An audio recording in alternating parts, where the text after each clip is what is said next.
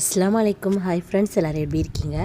இன்றைக்கி என்ன நம்ம வீடியோவில் பார்க்க போகிறோன்னா மட்டன் கோலா உருண்டை எப்படி செய்யலான்னு பார்க்கலாம் வாங்க. அதுக்காக 1/2 கிலோ கொத்துக்கறி நல்லா கழுவி ட்ரையாக எடுத்து வச்சுக்கோங்க. நல்லா தண்ணி கொஞ்சம் கூட தண்ணி இல்லாமல் நம்ம ட்ரையாக எடுத்து வச்சுக்கணும். அதுக்காக தேவையான பொருள் என்னென்னு பார்க்கலாம். ஒரு முழு தேங்காய் துருவி வச்சுக்கணும், 300 சின்ன வெங்காயம், ஒரு விரல் சைஸு இஞ்சி, 15 பல் பூண்டு, 15 பச்சை மிளகா, நெக்ஸ்ட்டு 150 கிராம் பொட்டுக்கல்லை பவுட்ரு பண்ணி நல்லா மெலிசாக பவுட்ரு பண்ணி எடுத்து வச்சுக்கணும். கடைசியாக என்னென்னு பார்த்தீங்கன்னா பட்டை, கிராம்பு, ஏலக்காய் பவுட்ரு.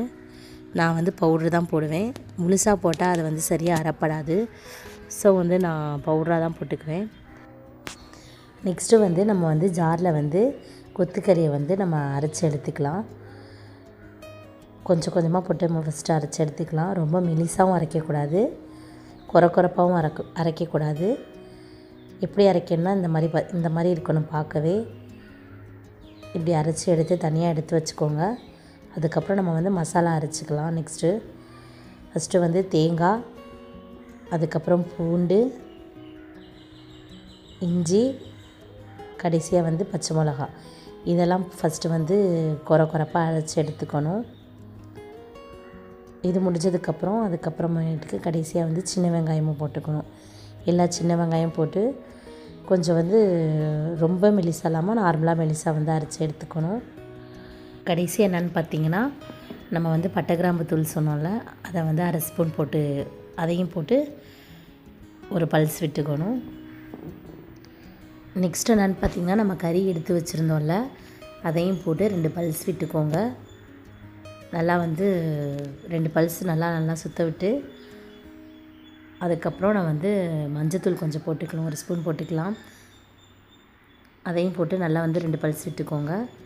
அப்புறம் கடைசியாக ஒரு பவுலில் நம்ம எடுத்து வச்சு, எனக்கு மஞ்சத்தூள் கொஞ்சம் பத்தலை. ஸோ இன்னும் கொஞ்சம் மஞ்சத்தூளும் சால்ட்டும் கொஞ்சம் போட்டுக்கிட்டேன். கடைசியாக கொத்தமல்லி, நம்ம பொட்டுக்கல்ல பவுட்ரு அரைச்சி வச்சுருந்தோம்ல, அதையும் போட்டு நல்லா மிக்ஸ் பண்ணி வச்சுக்கணும்.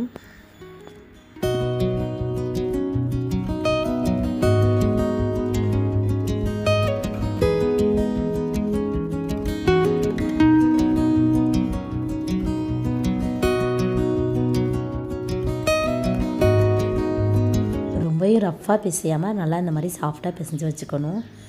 நம்ம உருண்டை பிடிக்கிற அளவுக்கு நல்லா சாஃப்டாக இருக்கணும். நம்ம நார்மலாக உருண்டையாகவும் செஞ்சுக்கலாம், இல்லை அந்த மாதிரி வடை செய்வோம்ல அந்த மாதிரியும் பண்ணிக்கலாம்.